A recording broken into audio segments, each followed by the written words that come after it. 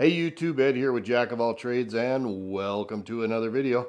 So in my hand you can see I have a disc. This disc came off of an old farm cultivator. These discs wear out, and when they wear out they just get replaced, and typically they just get thrown away.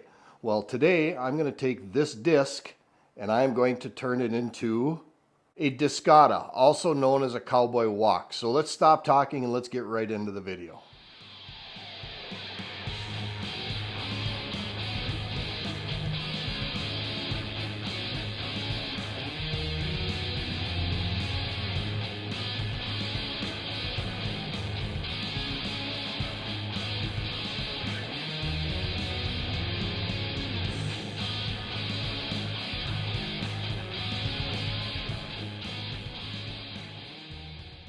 And welcome back. So yes, we're going to take an old used or worn out disc from a field cultivator and we're going to turn it into a Discada or a Cowboy Wok or whatever it is you want to call it. I don't care. Basically what it is it's a utensil that you can use to cook with when you're camping or when you're at home or whatever. I mean, they're actually really fun to cook on, and these things are made out of high carbon steel and they make really good surfaces to cook on. But before we get too far into the video, let's go down and make sure we hit that like and subscribe button. Make sure you ring that notification bell so you get notified of upcoming videos, and hit me with those comments. If you like this kind of content and you want to see more of these projects, let me know and I will certainly do more of them. So yes, like I said, we're going to take a disc like this and we're going to turn it into this Discada. And the reason we're doing this is these discs are high carbon steel and they make really good cooking surfaces, and they just get thrown away when they're worn out. So why not repurpose them into something useful? I've seen people make fire pits out of them, and I'm actually going to do that in a video coming up here in the not too far future. But for now, what we're going to do is we're going to make a Discada. So I can have something to take with me when I go camping. I can cook on it and I can use it for cooking and things of that effect. And it's something that I've wanted to do for quite a while. I really like the concept of a Discada, but I really don't like the price. If you go buy one in the store, they're severely expensive. I've seen them anywhere from $120 to $150, all the way up as high as $300, $400, $500. They're really, really expensive. I have a welder, I have a plasma cutter, I have the skills, and I have the discs. So I'm going to go ahead and I'm going to make a Discada. All right, so the concept of a Discada is really, really simple. You have a disc and you turn it and you put it in such an orientation that it makes a bowl. And then underneath it, all you do is you get a burner or a camping stove and you stick it underneath the Discada, and I have a hook system here where I can hook the stove onto. You light it up, it heats up the surface, and you can cook on it. Very, very simple. Nothing real complicated about this. Now this stove, this is an Ozark Trail stove. I got it at Wal Mart. I think it cost me like 20 bucks. This thing is really meat and potatoes. It doesn't even have a push button ignition on it. I got to use a long nose lighter to light it, but that's fine. And all you do is you go ahead and hang the stove off the bottom of the Discada, light it up, get it hot, and you cook on it. So that's really all there is to it. You put some legs on it and away you go, and Bob's your uncle. You're cooking supper, breakfast, whatever. So let's go ahead and let's start building this thing, and I'll show you how I made it. All right, so the first thing we got to do with this disc is we obviously have to fill in these holes because we can't cook with a hole right in the middle. And quite obviously the worst one is going to be this big one in the middle, and it's actually not going to be hard to do. These holes we can simply fill up with a weld. So right off the bat, you'll notice the rusty edge on the outer edge. This is the ground engaging portion of the discs. This is the portion of the discs that we're actually chewing into the dirt. So the metal here is obviously thinner. So in order to get a piece that I can put in here, I need to cut another chunk out of another disc of the same material and the same material type. So what I did was I got another disc. Actually, I've got 3 of these. And I'm going to cut a hole out of this one and use the slug that comes out of this to fill the other one. So the first thing I got to do is I'm going to trace out a hole, and I think I'm going to just do nothing more than use a simple hole saw.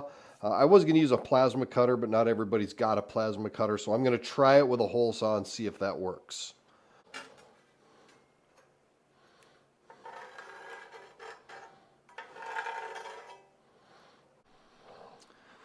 All right, so the hole saw is not going to work because what I found out is these discs are kind of hard and they don't drill so great. So they must have been heat treated to some point. So I'm going to have to use some other method to cut it. I think I'll just use my plasma cutter.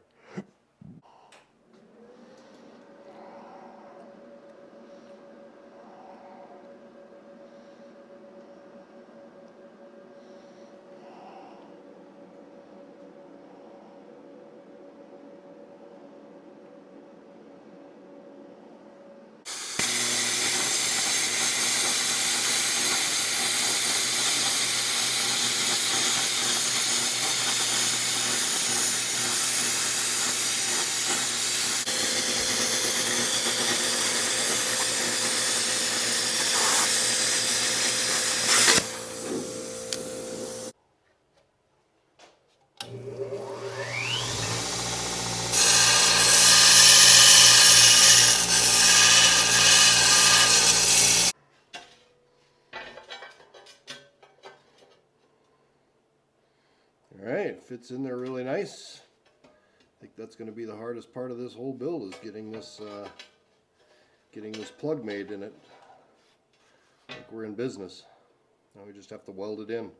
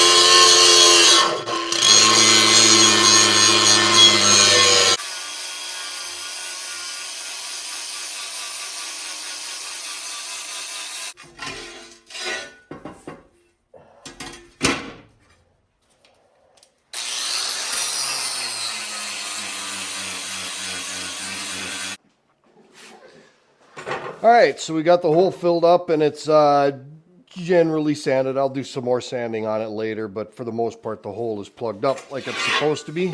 Now we gotta flip it over. Gotta figure out a way to mount the burner. And I know how I'm gonna do it. I just have to decide how I'm going to do it. I want to make it so that it comes apart quite obviously, so I'm going to have it so it's not actually touching, but just ever so slightly raised up. And what I'm going to use is a horseshoe. So this is a size 1 rear hoof horseshoe. I bought this at Tractor Supply. I think they were $7 for a pair of horseshoes.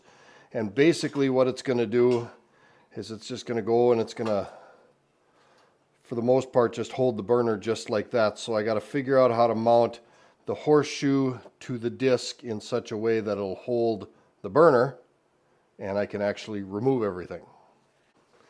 So I've got a bunch of this angle iron laying around, and I'm kind of thinking what I'll do is I'll just make some kind of a bracket, I think, with angle iron on 3 sides to hold the horseshoe and hold it in such an orientation that the burner can be removed.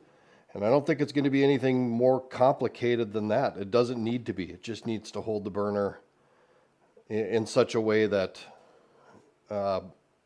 it can hang off of the bottom of it. So let's go ahead and let's get that done.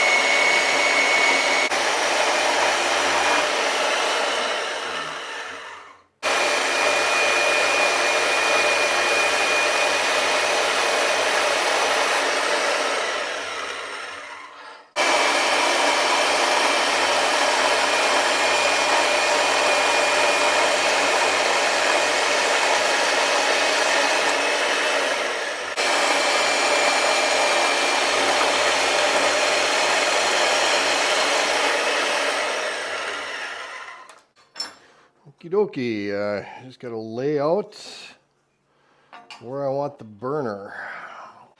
So the burner is about 7.5 inches across. So that means I need 3 3/4 from the approximate middle, and I'm just winging it here. I'm not getting real precise.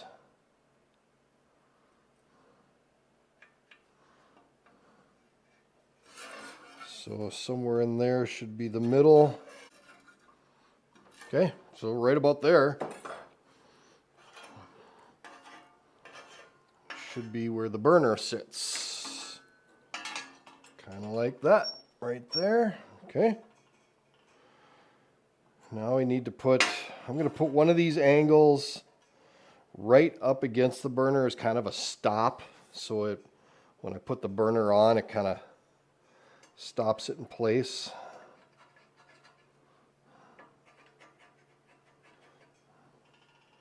Kind of like that. And then the horseshoe. So I think what I'll do is I'll weld these angle uprights into place where I want them first.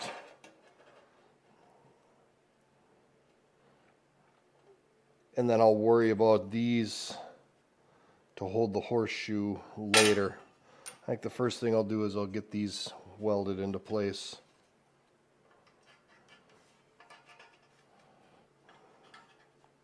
All right.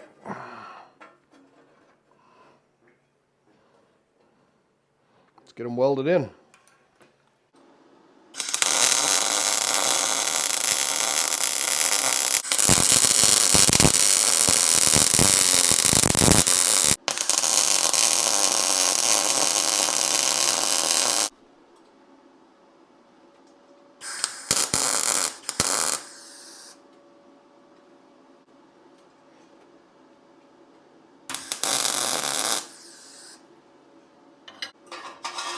All right, let's weld it up.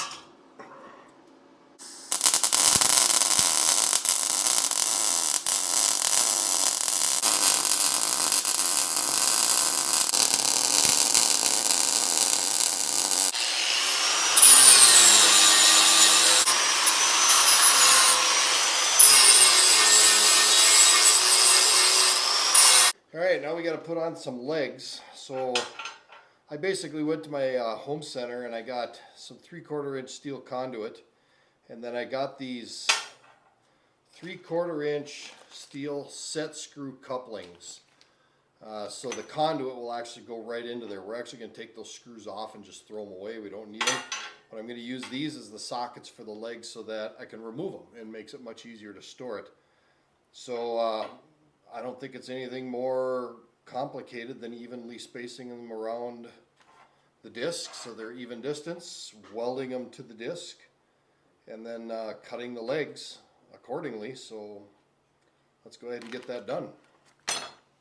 All right, now these couplings are coated in galvanizing, so I'm going to go ahead and I'm going to remove the galvanizing from the bottom edge so that they weld cleaner and it doesn't create quite so much smoke. Welding galvanized is actually quite hazardous to your health. You don't want to breathe this crap in.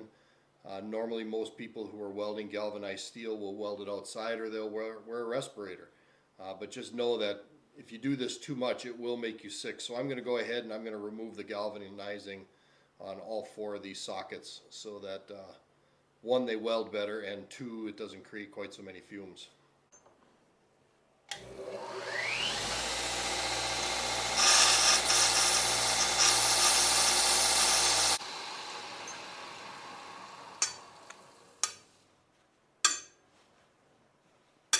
All right, so I have a 10-foot long piece of conduit here, and as you can see, I only welded 3 sockets on the bottom of the disc instead of 4. I did that for one very specific reason. When I realized, with doing the math in my head, if I was to cut 4 legs out of this, they would be 2 feet 6 inches long, and that would make the cooker really, really short for a guy who's 6'3". So I went with 3 legs. That way I can cut the legs at 3 feet long, get that extra 6 inches, and it'll be more at a comfortable working height for me. There's no rules here.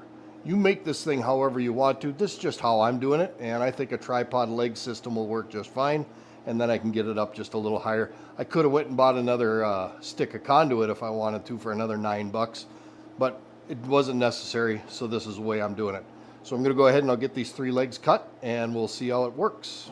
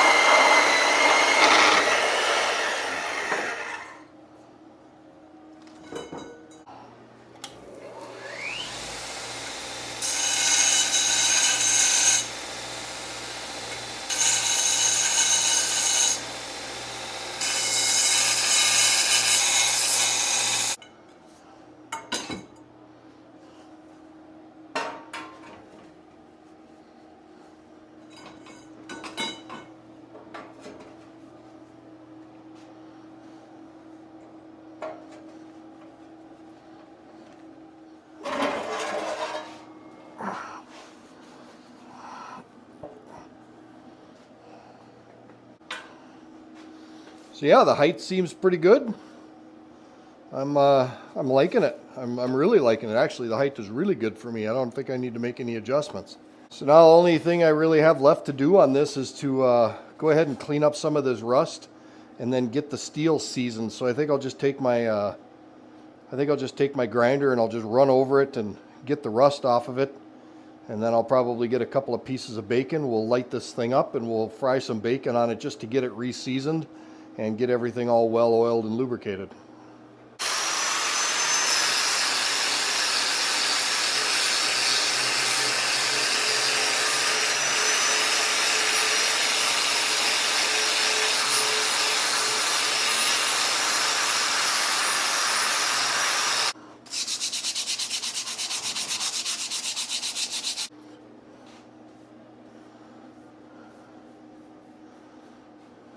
So it's just a matter now of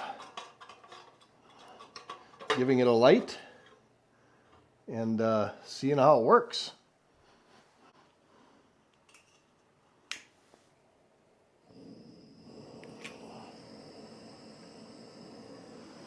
And we have fire. We'll run it wide open.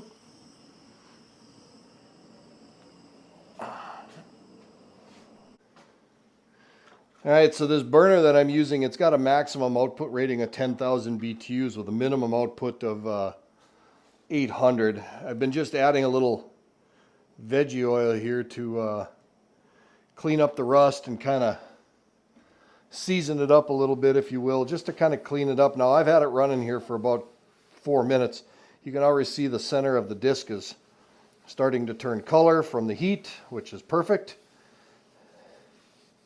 And I've got the burner turned way down because I had it going wide open before and she was really getting hot. So You don't need a lot of heat. Let's see what we're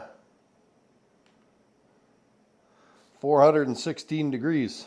So, and then let's look out here on the edge. 285 degrees on the edge. So it's definitely got a hot spot in the middle. She's plenty hot.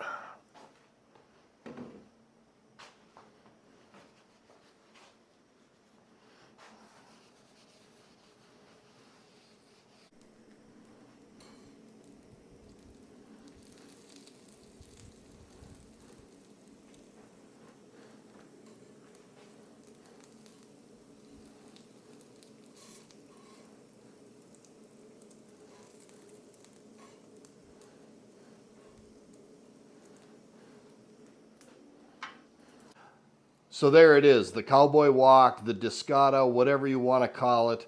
I made one far cheaper than what I can buy one for. I see these things selling online anywhere from $100 to upwards of $400 for these things. And I've got what, 20 bucks tied up in the burner. I got the discs for free, and I bought some pipes for the legs from my local home center. I think I've got $15 tied up into that. So I'm into this for about 40 bucks.